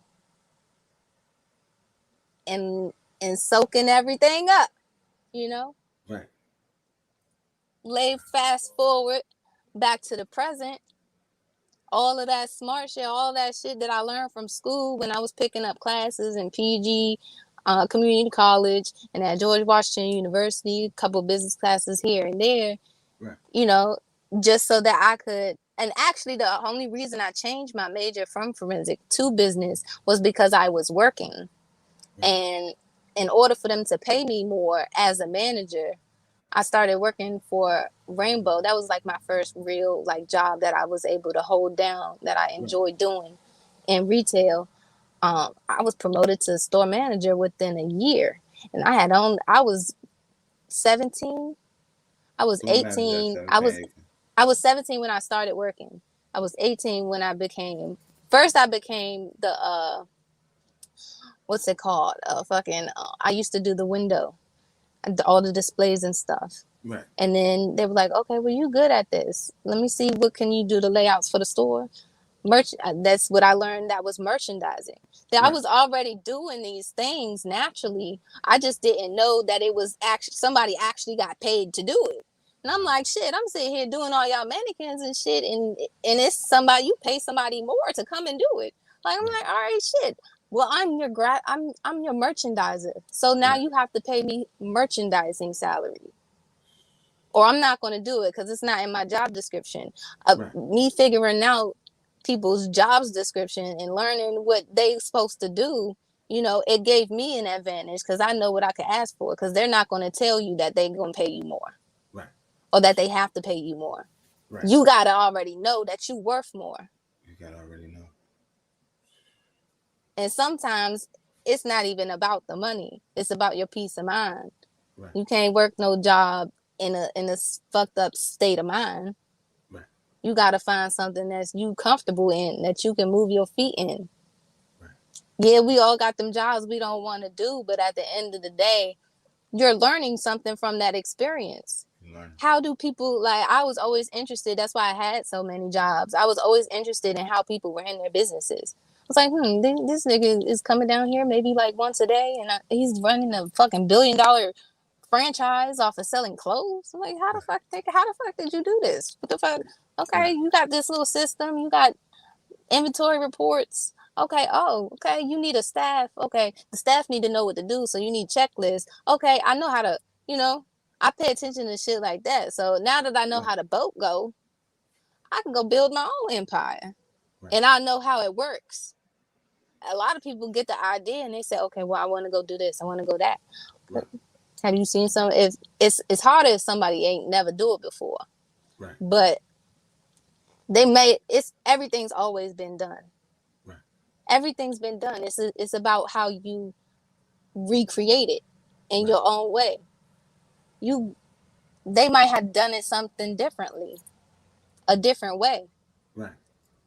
But I could go it's 1 million juice companies, all organic juice bars. Okay, but they ain't got my recipes. Right.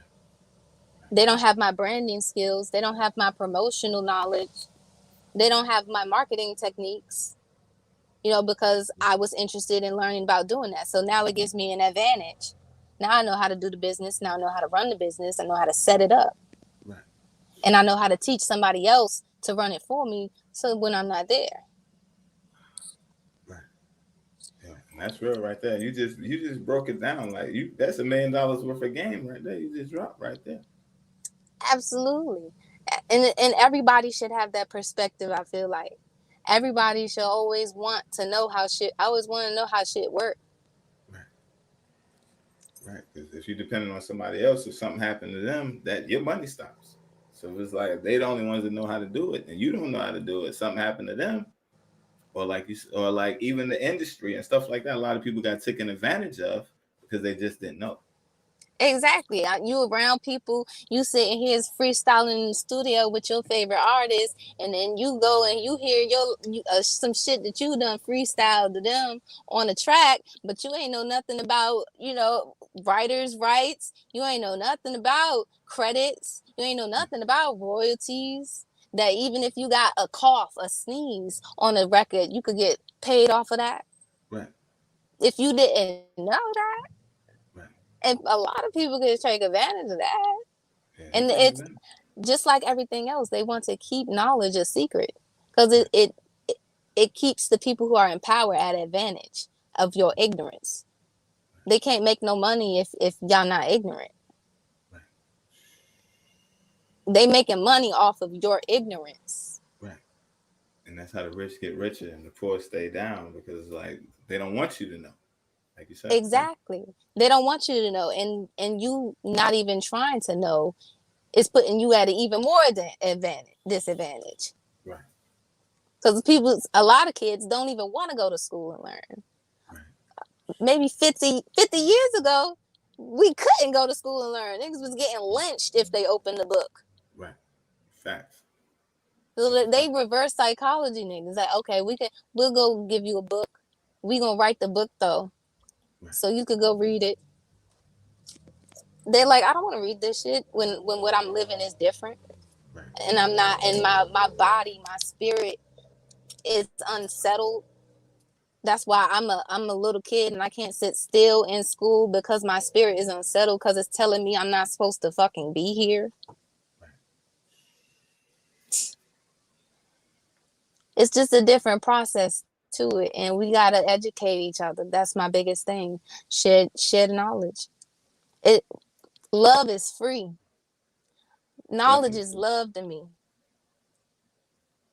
Love is gonna change the world, because that's unconditional. That's the thing. Oh, go ahead. I was about to say, in that, I had a point to that, but we're gonna come back to it. Go ahead, finish what you said. No. I was just gonna say that's the thing. It's like experience is the best teacher. It's like God already knew your future. It's like it sounds like everything that I'm hearing is like even from the situation, the living situation, how I gave you that drive to want more. So now you got the hunger, you're learning. It's like I want to know how because you want it better, you want it more. You didn't just settle like, oh, I'm comfortable. Like you always like, yo, it's more. But it's like it's even more down, to it. It's right, more to it. I always felt like people was deceiving me. Like it's something ain't right.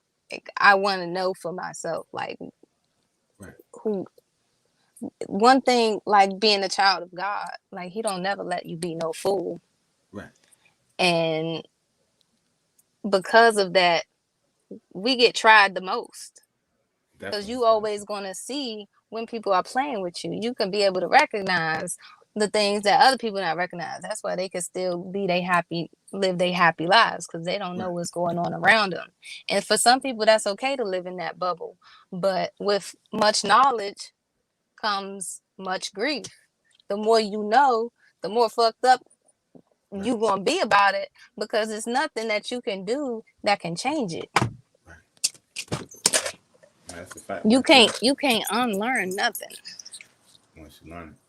And that's a fact right there. And then it's like even the more that you discover, the more foul that you see it is. The more you realize, like, yo, this is jacked up. The way they playing us as a people and stuff like that. So it's like once your eyes are open and you get that knowledge.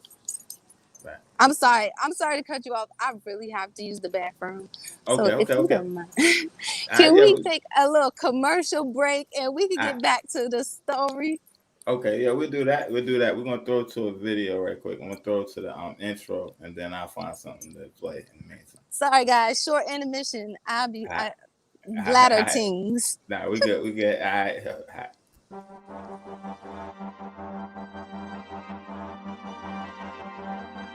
Kick the truth to the young black youth. Proof.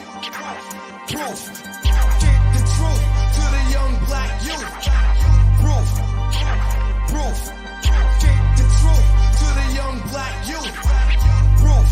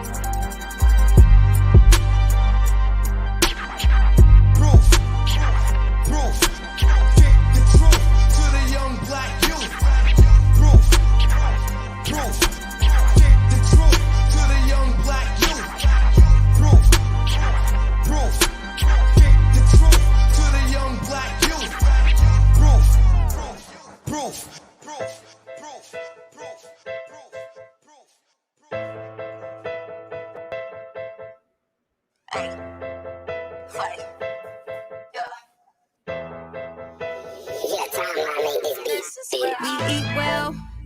Yeah, I just scrape the plate. I blow L's.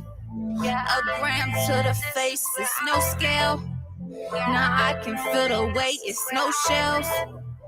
Now I can't build a case. I've been counting up money, I get to the hundreds, drop for just to re-up my zips. I pull up with niggas, don't care about these bitches, ain't none of them fucking with this. I double up, flip it up, stack it up, add it up, say to my breath for my drip. Might call me a padded or something from Prado, when they see this fit, they gon' trip. Ain't worry about niggas, I flew on with hitters, ain't none of them niggas gon' miss. Fly out on a mission, get gifts like it's Christmas, had Santa Claus back in my flips. I run it up, bag it up, talk my shit, back it up, bro, you should come get your bitch. I know niggas skinny, they ain't ain't about that business, I promise you 40 ain't shit. If you really want money, you should've just come up so I could show you how to whip. Cause it really ain't nothing, I get the trap jumping, I know you'll be back for a fix. So, future a look, and that's off the books, it'll never get better than this. No, it'll never get better than this. Where I've been, yeah, I've been, this is where I've been. Yeah, I've been, this is where I've been. Yeah, I've been, this is where I've been. Yeah, I've been. Change that motherfucking check. I been getting told. Shorty could come if she want, but she know that she giving me neck. She chooses. Shit'll get ugly as a motherfucker, nigga come me with disrespect. I ain't finna kiss that bitch, she just gave me some neck. Hell nah. I can't fuck with her, she ain't no 10. Hell nah. This promethazine, this not no gin.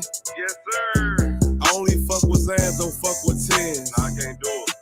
Probably have a nigga dizzy. They ain't talking about no money if all them niggas silly.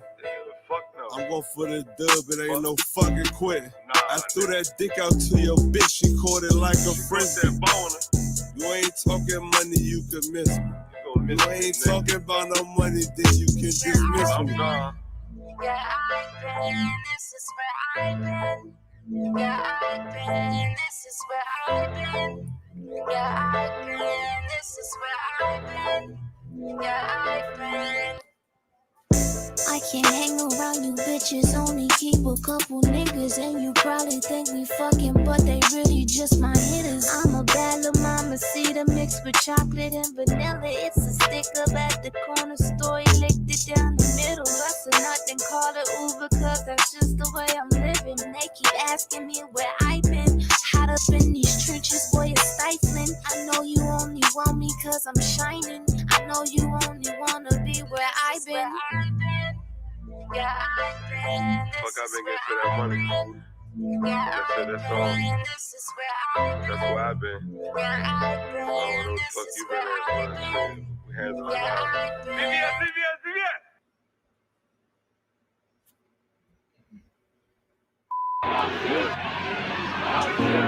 We are oppressed.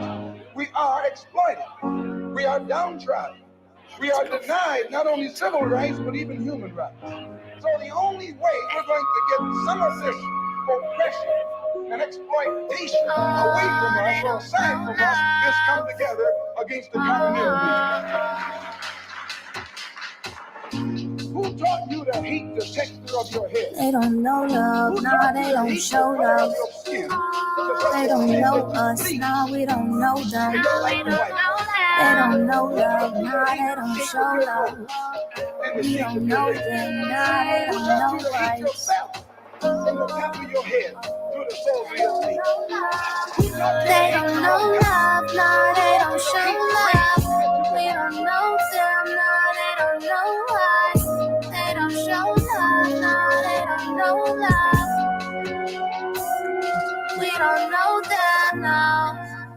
I was 10 toes down, standing on solid ground. I was 10 fingers up, clenched in the air, oh, like fisticuffs. I was fighting for freedom, love, in the land of the free. And oh, how ironic, love, the only color I see is purple, oh. It's not the colors of polished and pretty, no. I see colors of impoverished and pitied, oh. I see purple, I see purple, oh. Overlapping the reds and blues. Another body, have you read the news? That's what happens when reds get bruised. All they see is black and white. How black people really That's your purple, that's your purple, that's your purple, dog. I'm too woke, I can't sleep, get no rest. I'm begging, get lost in my music, these thoughts in my mind. the cleanest house up. My address been changing just like the seasons. They're mad now, they're shaking. They hate for no reason. If I could only have my way,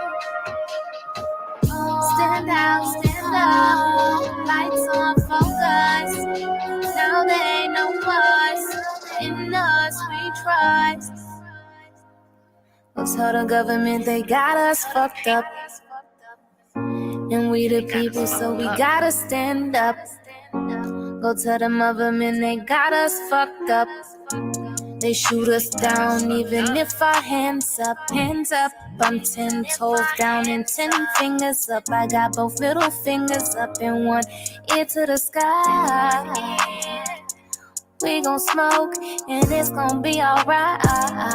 Here we go. Say goodbye.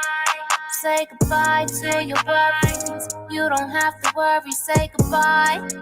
Say goodbye to your worries. You don't have to worry no more.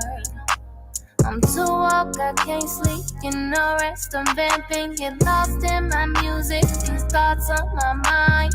Address been changing, and just like the seasons, they're mad now, they're shaking. They hate for no reason. And they can't stand us now. That's because we stand out now. Oh, they don't know love.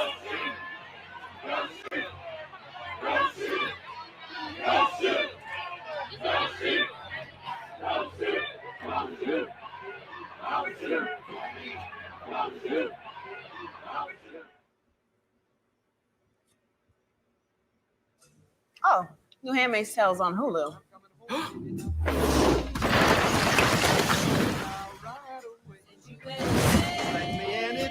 Time to have Hulu Originals.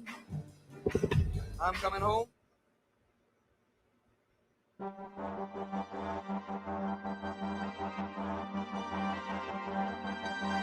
The truth to the young black youth. Fred Smith here told us the B&H photo helped change his life. Fred, tell us your story. I was a fitness instructor in Atlanta, and I transferred to New York, March 13, 2020, right as the city went under lockdown. Oh, that's rough.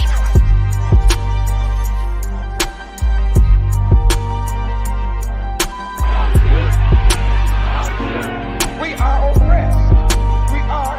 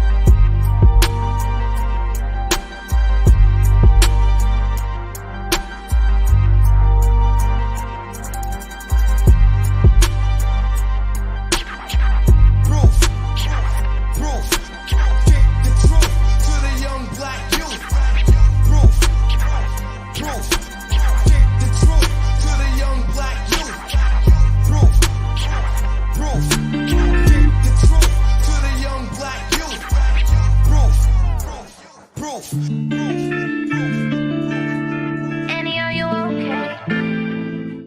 Are you okay? What's up? Annie, are you okay? Are you okay, Annie? Annie, are you okay? Annie, are you okay? Are you okay, Annie? Annie, are you okay? Annie, are you okay? Are you okay, Annie? Annie, are you okay? Annie, are you okay? Are you okay, Annie? Annie, are you okay? Are you okay, Annie? Annie, are you okay? Annie, are you okay? Are you okay, Annie? Annie, are you okay? Annie, are you okay? Are you okay, Annie? I said, Annie, are you okay? She said, yeah, I'll be okay. I seen you with some no names. Baby, acting so lame. Moving to the slow lane. Couldn't nobody save me. It's time that I'm really chasing. Give the credit to God, no, you don't gotta thank me.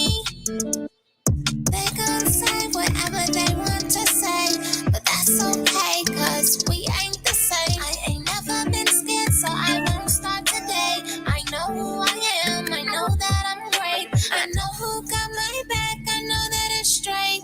It's only but so much they really can say.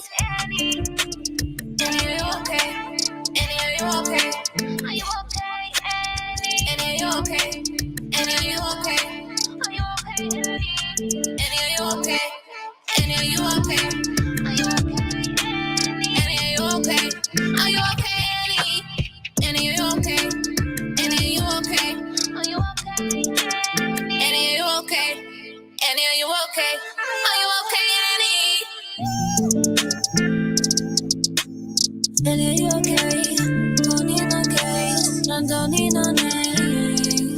Take home mentality, this is your reality. All these niggas mad at me. Gotta have the same thing, gotta have the same dream. Everybody tryna compete. You was cutting corners, I cannot afford to. Now my love is never gonna be free. Taking shots in my bomb jeans. Make a play every time my phone rings. Annie, are you okay? Annie, are you okay? Are you okay? Annie, are you okay? Annie, are you okay? Are you okay? Annie, are you okay? Annie, are you okay? Are you okay? Annie, are you okay? Are you okay, Annie? Annie, are you okay? Annie, are you okay? Are you okay? Annie, are you okay? Annie, are you okay? Are you okay, Annie?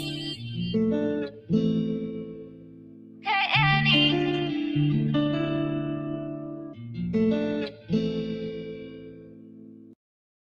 Answer this question.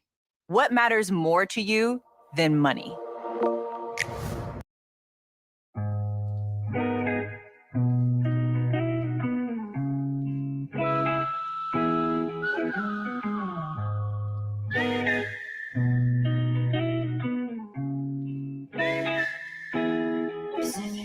You act like I just hit you up too often.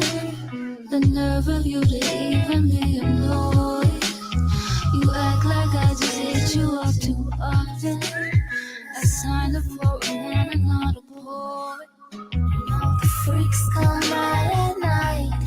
The freaks come out at night. The freaks come out at night. The freaks come out at night. You feel them lurking in the shadows. Their eyes are burning bright. They're living life, don't nothing matter. The freaks come out at night. Little daddy dancing with his demons. When Sunday morning come and load his burdens to the deacon. Just to lead a life worth living. Text me off the late night. Said he wants to slide in it. I remember times but so rough he cried in it. Mama, mama, give me guidance.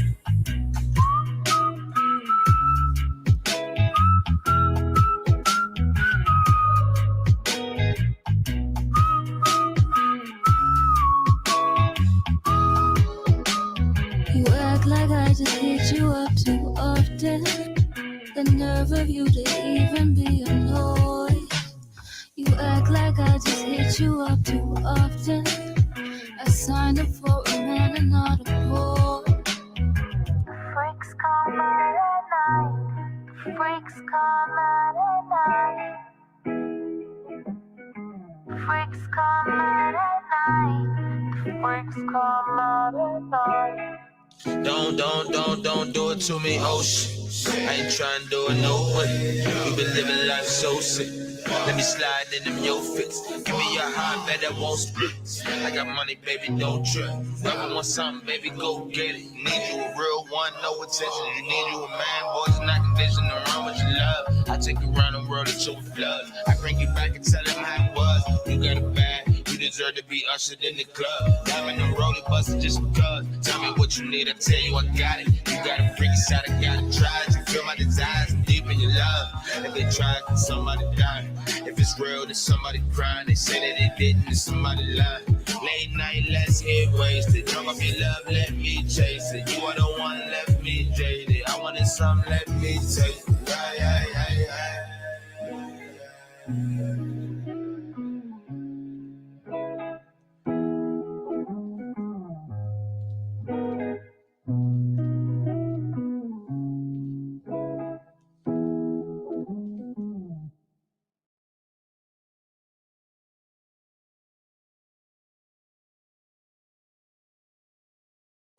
My job is to make college easier because students have a lot on their hands.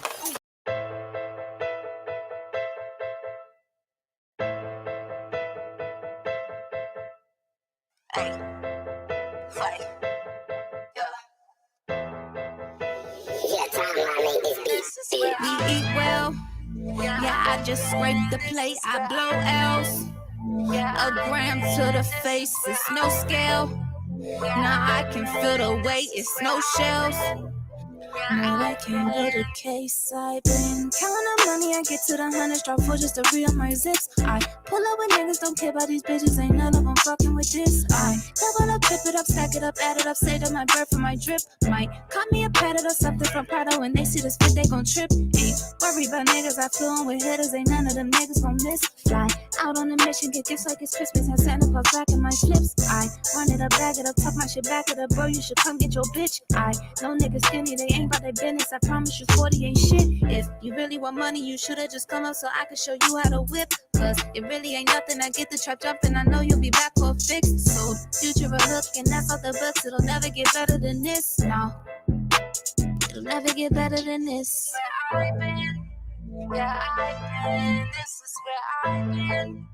Yeah, I've been, this is where I've been. Yeah, I've been, this is where I've been. Yeah, I've been. Chasing that motherfucking check. I been getting told. Shorty could come if she want, but she know that she giving me neck. She chooses. Shit'll get ugly as a motherfucker, they come me with disrespect. I ain't finna kiss that bitch, she just gave me some neck. Hell nah. I can't fuck with her, she ain't no 10. Hell nah. This promethazine, this not no gin. Yes, sir. I only fuck with Zans, don't fuck with 10s. Nah, I can't do it. Probably have a nigga dizzy. They ain't talking about no money for all them niggas silly. Fuck no. I'm going for the dub, it ain't no fucking quitting. Nah, I threw that dick out to your bitch, she caught it like a frisbee. You ain't talking money, you could miss me. You ain't talking about no money, then you can dismiss me. Yeah, I've been, this is where I've been. Yeah, I've been, this is where I've been. Yeah, I've been, this is where I've been. Yeah, I've been.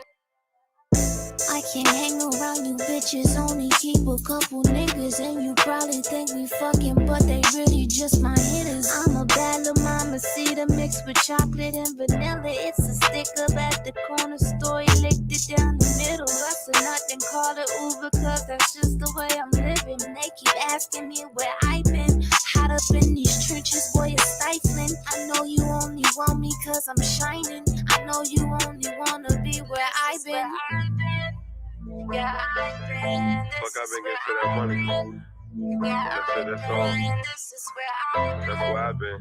I don't know what the fuck you been at, but shit, we had some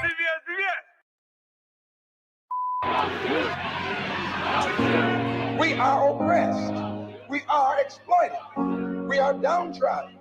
We are denied not only civil rights, but even human rights. So the only way we're going to get some of this oppression and exploitation away from us or aside from us is come together against the common enemy. Who taught you to hate the texture of your hair? They don't know love, nah, they don't show love. They don't know us, nah, we don't know them. They don't know love, nah, they don't show love. We don't know them, nah, they don't know us. From the top of your head to the soles of your feet. They don't know love, nah, they don't show love. We don't know them, nah, they don't know us. They don't show love, nah, they don't know love. We don't know them, now. I was 10 toes down, standing on solid ground. I was 10 fingers up, clenched in the air, oh, like fisticuffs. I was fighting for freedom, love, in the land of the free. And oh, how ironic, love, the only color I see is purple, love. It's not the colors of polished and pretty, no. I see colors of impoverished and pitied, oh. I see purple, I see purple, love. Overlapping the reds and blues. Another body, have you read the news? That's what happens when reds get bruised. All they see is black and white.